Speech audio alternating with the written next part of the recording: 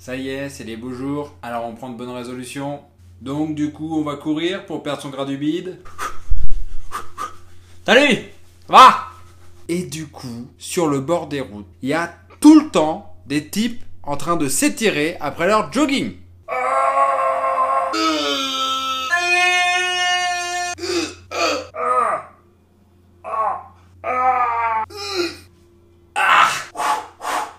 Mais pourquoi vous faites ça? Pourquoi? Bah, c'est pour éviter les courbatures. Quoi? Mais non. Non.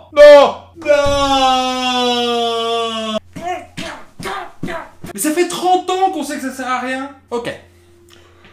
Mise au point sur les courbatures.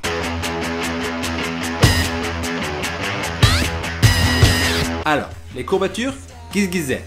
C'est l'acide lactique qui s'accumule dans les muques. Ça, je le sais. J'ai fait quand même des études. J'ai quand même mon brevet. J'ai fait du foot et on me l'a dit, ça. Et je suis ceinture jaune-orange de karaté. Alors, pas du tout.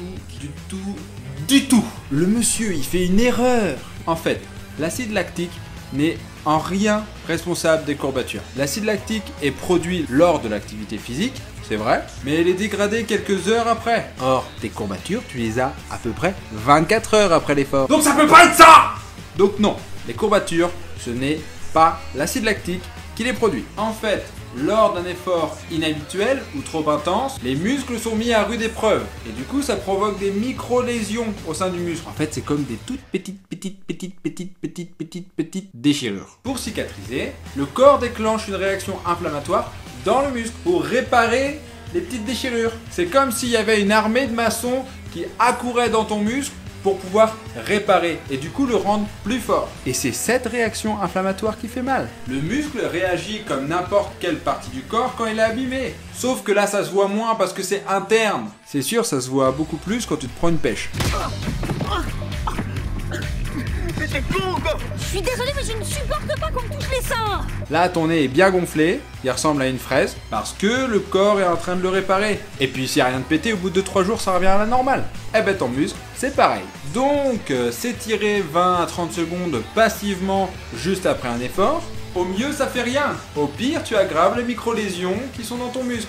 En gros, autant pas perdre son temps. Alors, sorry, je vais encore faire la casse-pied de service. Mais moi, quand je vais avec mes copines, après je m'étire et ça me fait vachement de bien. Hein. Alors, comment t'expliques ça, monsieur je sais tout, là? Eh bien, c'est très simple. Juste après l'effort, t'as mal au muscle. Et quand tu étires, tu donnes une autre information qui est prioritaire. Donc, du coup, le cerveau gère mieux la douleur.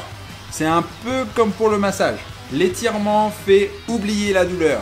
Mais tu peux t'étirer 5, voire 10 secondes, grand max, c'est largement suffisant. En 5 secondes, t'as le temps de donner une nouvelle information, sans pour autant empirer les lésions. Donc c'est tout bénef. Comme ça, tu peux rentrer plus vite avec tes copines, faire un bon brunch, bouffer des bonnes crêpes au Nutella, parce que quand même, tu l'as mérité. Tu mets tes savates et terminé, bonsoir.